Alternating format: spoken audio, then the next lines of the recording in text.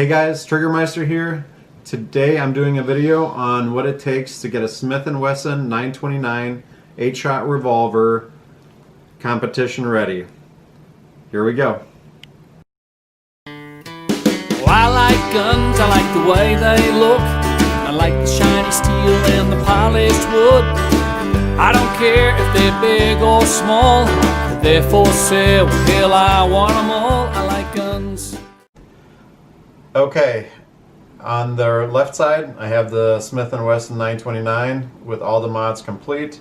On the right side I have the Smith & Wesson 625 Performance Center as a comparison. So I'm going to utilize the one on the right just to compare with all the mods that happened to the Smith & Wesson 929. Before you even buy your gun, I would recommend that you pick it up at a store. So you actually go to the store, feel it, touch it before you purchase it. They can vary widely on how well they were made. So the first thing to do is to check the cylinder lockup. So as you're touching it, and hopefully they will let you cycle the cylinder through, you want to make sure that it locks up before the hammer falls.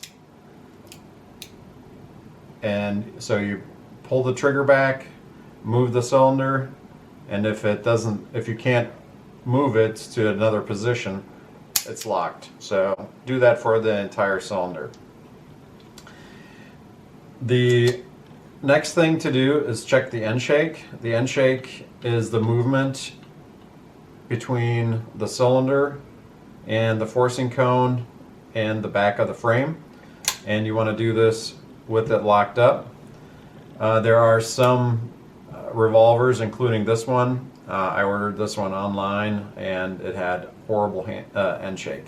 What it means is that when you put your moon clip in and then you close the cylinder and you're pulling the trigger one at a time, what happens is, because you're going to want to lighten the spring, you want to lighten the hammer and so forth to make it competition worthy, what's going to happen is the end shake is going to absorb some of that, some of the force from the firing pin, and then it might not set off the primer if there is too much end shake.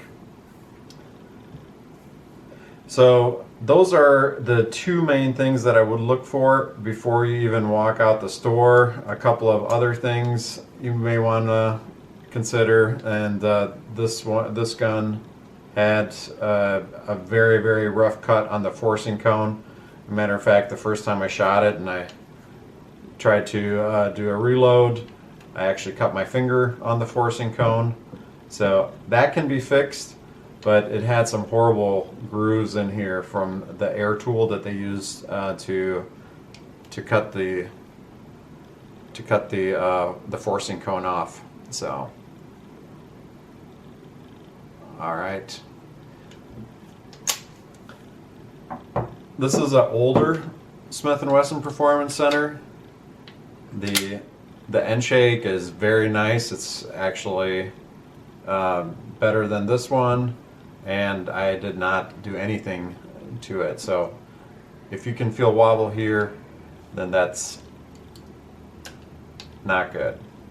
And also the forcing cone was nicely cut and so forth. So, and the lockup is flawless on this one. So the lockup on this one was good too, but just the forcing cone and the end shake were horrible on this gun. Okay, so now you actually bought the gun, you took it home.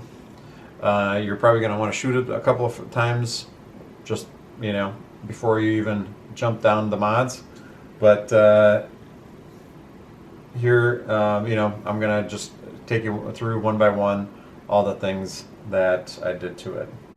So when you're, as you can tell, I bobbed this hammer, and what that means is I took the hammer out and I took a straight cut all the way down the hammer to take off the spur, to take off this radius, and it lightens the hammer significantly, probably by about 60 to 70% lighter than the stock hammer.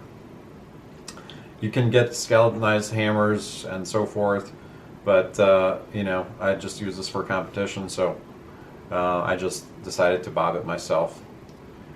Next, you want to remove the internal lock. The internal lock can break on you. You can see that there is nothing left in here, and compared to a stock one, you can see where the lock is actually still in place. So the next step is to replace some of the internals. You're going to replace a couple of springs. I would look at some spring kits, either from Gun Spring Corp, or there are Apex, I believe, sells a gun spring kit and so forth. Next, this is the stock release for the cylinder. As you can tell, I swapped mine with the Hogue version, and what it does, it allows you to quicker release the cylinder. So, and you can do this obviously when you're already inside with the internals. I'm not going to open this gun up, but I'm going to talk a little bit more about the internals. So one thing is, you want to make sure that there's no machine marks in here. Make sure you take all the machine marks off with, you know, some very fine sandpaper. I like to take it up to 1,000, maybe even 1,200 grit, just to have that mirror smooth finish. And what it does, it of course allows it to be much easier to work with. While you have the hammer out, take the hammer and radius it. So as you can see, I have radiused this part much more than the stock one. You can see that this one actually comes all the way up, and then it kind of cants back towards the grip. And if I drew on here, you can see that I pretty much take this whole knob off. What it does, it allows your finger to get up and higher than there, and that makes it feel much better, plus gives you a better trigger pull. And then at the same time, you want to round all the edges out so it's nice and smooth. Next, we'll talk a little bit here about the muzzle end. So this is the protector for the crown. And when I first got this gun, the challenge was that I would shoot 100, 200 rounds through it, and then all of a sudden I could see the striations with some copper markings on the side of the protector. That, of course, can throw your rounds off. So what you want to do is you want to come in here and radius and clearance this out a little bit more. I cleared it out by probably about 10 thousandths or so.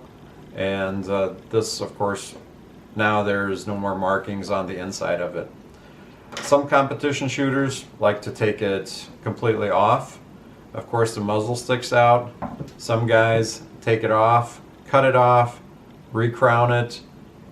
Really, the choice is yours. For me, it was much easier just to take a little bit of material from the inside and then Loctite the muzzle protector on and be done.